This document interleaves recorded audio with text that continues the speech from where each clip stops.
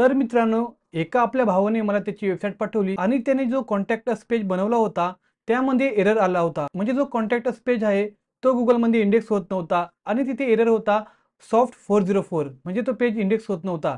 तर soft 404 error काय असतो, त्याचं सोल्युशन कसे करायचे, जर तुम्हाला पण असा एरर येत असेल तर त्यासाठी काय काय चेंजेस करावे लागतील याची पूर्ण माहिती तुम्हाला या व्हिडिओमध्ये मिळेल. नमस्कार मित्रांनो, माझं नाव आहे राहुल आणि तुम्ही पाहते राहुल ब्लॉगर युट्यूब चॅनल. चला सुरू करूया. तर मित्रांनो, इकडे मी तुम्हाला वेबसाईट दाखवतो आणि जो एरर आलाय तो पण शो करतो. तो इथे मी गुगल सर्च कन्सोल ओपन करतो. त्यात इकडे मला जो कॉन्टॅक्ट पेज आहे तो इंडेक्स झाला आहे की नाही इकडे बघू शकतात. इथे बघा URL is not on Google, बरोबर.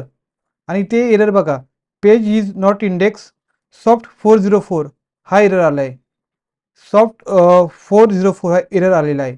हा कशामुळे येतो, तर सर्वप्रथम जी पण तुमचा पेज आहे त्याला कॉपी करा. इथे मी त्याला पेस्ट करतो आणि त्याच्यावर बघू. तर याच्यावर हा जो पेज आहे याच्यावर कॉन्टेंट खूप कमी आहे.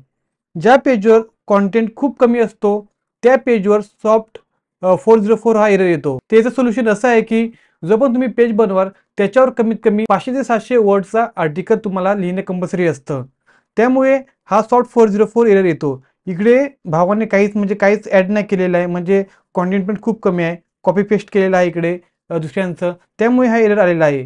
तर तुम्ही स्वतःच्या शब्दामध्ये 500 ते 700 वर्ड्स लिहिले ना तर तुमचा contact us page, about us page जो सॉफ्ट 404 एरर आहे हा निघून जाईल. तर तुम्ही इथे कॉन्टेंट ॲड करा, एडिटमध्ये जाऊन कॉन्टेंट ॲड करा आणि कमीत कमी 400-500 किंवा 400-500 नसेल काही हरकत नाही, 100-200 तरी ठीक आहे. 100-200 वर्डमध्ये लिहा, पण त्याच्यामध्ये तुम्ही स्वतःचा कॉन्टेंट बनवा. हे काय केलं आहे लोकांनी की चॅट जीपीटीचा वापर करून इथे कॉपी पेस्ट केलेला आहे. गुगलला माहित आहे की डुप्लिकेट कॉन्टेंट आहे, तर गुगलने याला सॉफ्ट 404 एरर दिलेला आहे.